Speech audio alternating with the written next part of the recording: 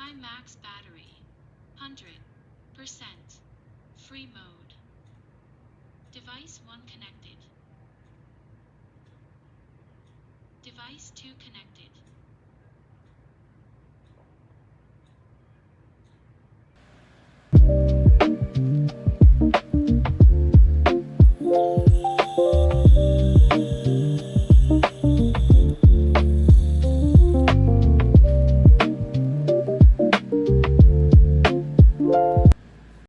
Well, let's try this from Telesin. Murang-mura compare sa product ng Insta360. And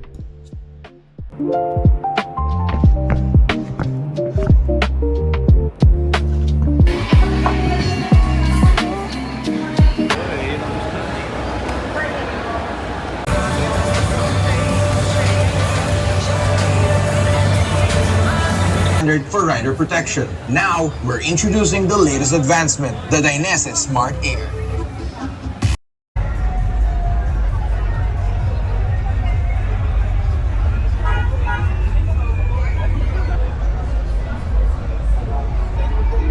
Kuha ko isa. Picture mo. Picture one. Ito talaga sa ano. Nakita mo yung yung hype stick. So, helmet ko.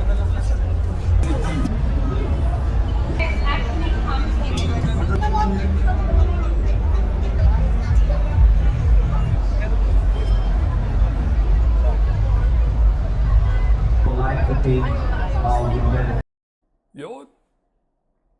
Last Makina-Moto Show. Yun, nakakuha tayo ng sale na ASMAX Future 1. Ayan, naka-sale. Premium feels din.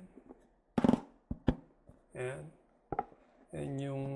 Ito yung laman ng ASMAX and then laman ng Cardo. Halos parehas na parehas lang. Ito nga lang, ewan ko kung JBL to, hindi to JBL for sure. And then, yung nakuha natin Cardo before, yan, JBL. Same lang naman silang made in China. Yan, same na made in China. Premium feels, parehas. And then, itong Cardo nga pala natin, more than 2 years ko nang gamit. So, medyo nababakbak na yung mga rubber yung yan. Sa init siguro nung biyahe natin lagi. Ayan. Halos na parehas lang. Ayan. Yun nga lang ito sa ASMAX, may upgraded sila.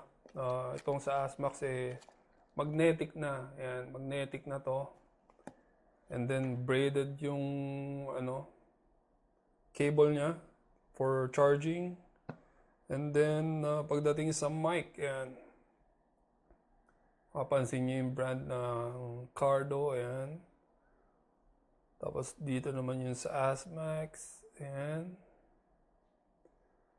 Kung mapapansin niyo, parehas sa parehas. Pati yung texture, ayan, parehas sa parehas. Hindi lang ako sigurado dito sa ASMAX kung kayang mag-pair ng dalawang phone. Kasi dito sa Cardo ko, ayan, dalawang phone ang nakakonect. Ayan. So, I'm not sure kung ayan, dalawang phone pwede rito sa ASMAX. Pero quality-wise, parehas sa parehas. Ayan. For the price of half the price. Yan, half the price na itong Cardo. Cardo is parang nabili ko yata before, nasa 16,000 yata itong Cardo Neo. Naka JBL na kasi yan. And then dito sa ASMAX, wala pang naka-sale to. How much nga ba yun? Less than 6,500. So parang 4.8 na lang pumapatak nung nakuha natin to sa Makina-Moto Show. And congratulations for the successful event. So isa pa nagustuhan ko rito, ito sa ASMAX. Bakal na to, boy. Ayan compare dito, yung pinapasok sa helmet. And itong sa Cardo is plastic. Ayan, kung maririnig nyo. So that's it. astig talaga na itong helmet na to yun. Dang. Luma na yan boy. Corsa. Spider Corsa. Palit tayo ng lens.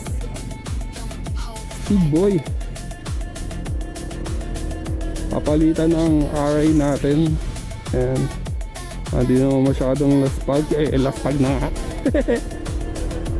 Ayan, ang ganda. Ano ba ND filter to? ND filter number 16. Tirik na tirik yung araw. Ayan, yan ang footage niyan. Sana maganda. Maayos. We're here at the valley. Ibibili lang tayo.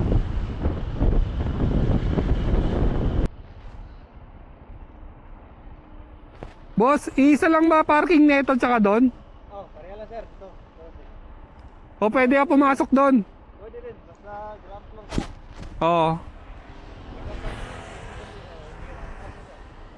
Walang parking na ron eh.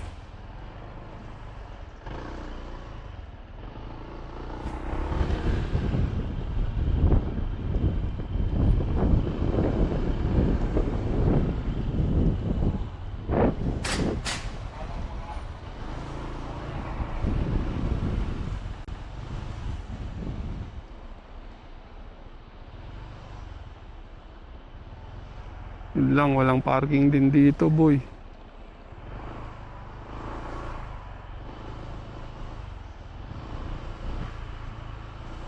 Parang ninipis ng bakal na ito.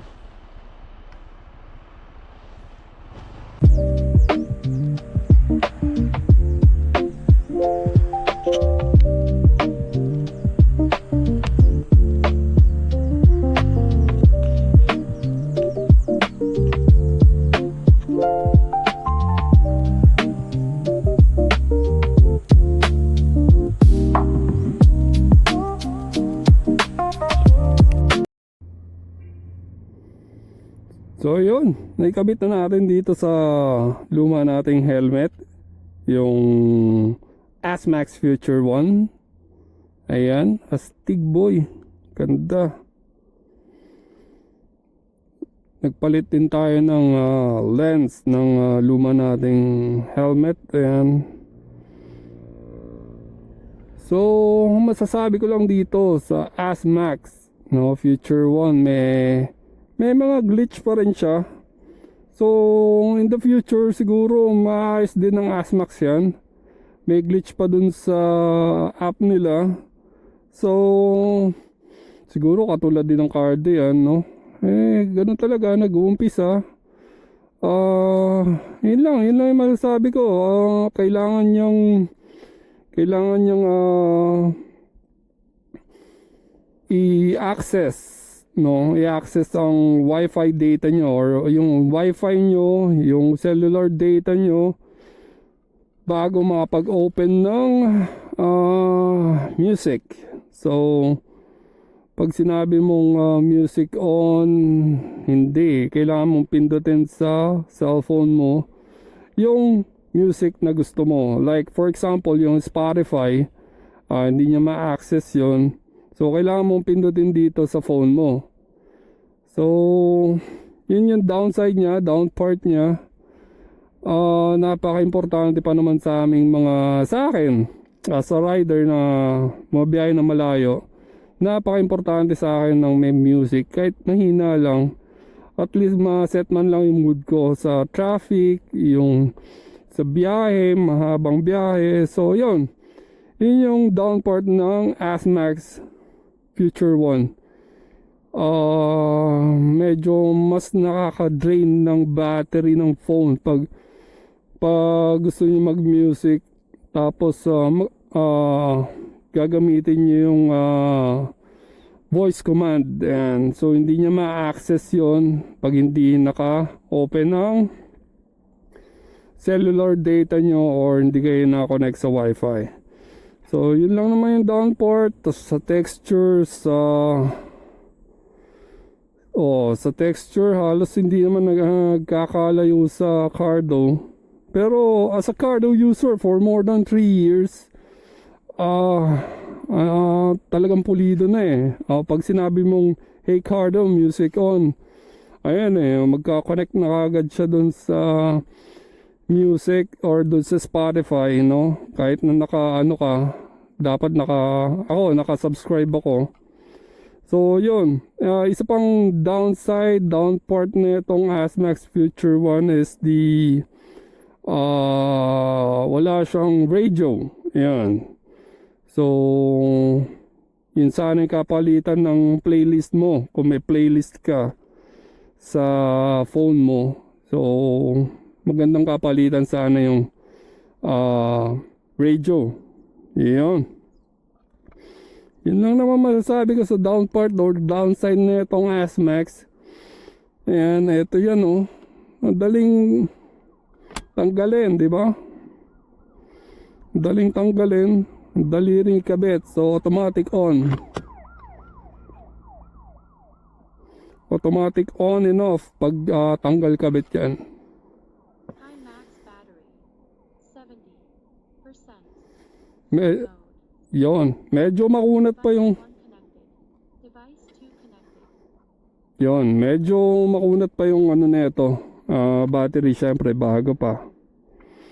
Ayan, yun na yung masasabi ko rito sa ASMAX Future 1.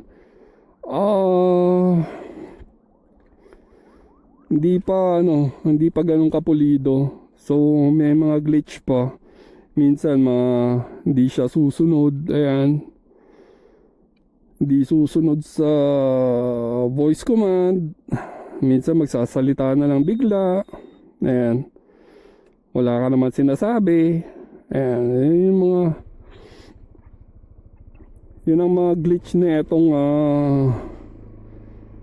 ASMAX Future 1. Ayan. Init boy. Ugay. Yan ang masasabi ko dito sa sa voice command ng may konting problema pa. Sana maayos ng ASMAX. Ayan. Sana maayos ng ASMAX yung app nila. Ayan. At sana malagyan ng radio, no? Minsan magsasawa ka rin kasi sa playlist mo, di ba? So dapat may kapalitan. Minsan gusto mo meron kayo naabangan na talk show or gusto mong makinig ng music sa paborito mong music station, di ba? Or radio station.